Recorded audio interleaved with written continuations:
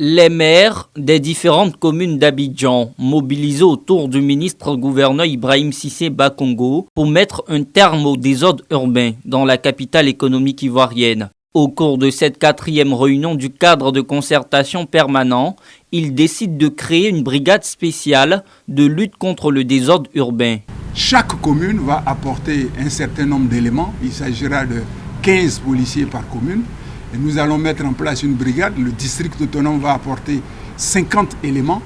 Et cette brigade spéciale va s'occuper essentiellement de la lutte contre la mendicité, contre le commerce ambulant dans nos différentes communes. Les maires ici présents ont apporté au cours de cette réunion leur soutien total aux actions du ministre-gouverneur dans le cadre de la lutte contre le désordre urbain. Le cadre de concertation permanent s'est également prononcé sur la délocalisation du marché à bétail de Port-Boué et les incidents survenus ce week-end suite à cette décision. Vous savez déjà que Port-Boué, c'est la porte d'entrée du district autonome d'Abidjan.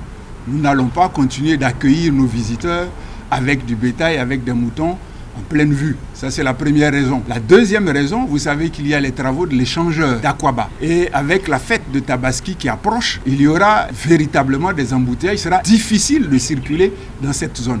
Le centre commercial et le centre d'abattage du bétail demeurent à Port-Boué. C'est le parc à bétail qui a été délocalisé à l'ancienne casse d'Adjamé. Et sur ces sites, aujourd'hui, vous avez pratiquement 1000 places. Concernant les incidents qui sont intervenus à Port-Boué, les auteurs ont été identifiés, ont été arrêtés et ont été déférés. Ce sont des actes de vandalisme et les auteurs doivent répondre de leurs actes parce que nous considérons que c'est une défiance à l'autorité de l'État. Concernant le déguerpissement des habitations jouxtant l'abattoir de Port-Boué, le district autonome d'Abidjan rassure que des mesures d'accompagnement sont prévues pour les personnes impactées.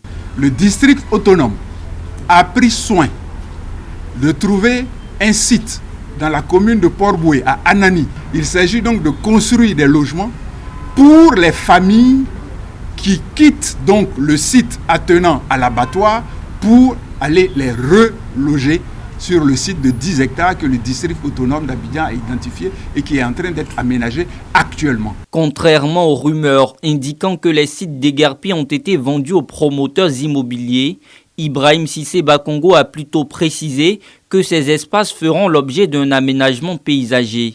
La prochaine réunion du cadre de concertation permanent se tiendra le 2 juillet prochain à la mairie de Marcory.